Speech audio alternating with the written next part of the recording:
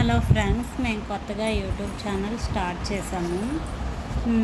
మీరు కొంచెం మాకు ఎంకరేజ్ చేయండి, లైక్ చేయండి, సబ్స్క్రైబ్ చేసుకోండి. ఇప్పుడు ఏంటంటే ఏకాదశి కాబట్టి ఈరోజు మేము ఏకాదశి వ్రతం ఏకాదశి పూజ మేము మాకు తోచినంతలో ఈరోజు చేసుకున్నామన్నమాట.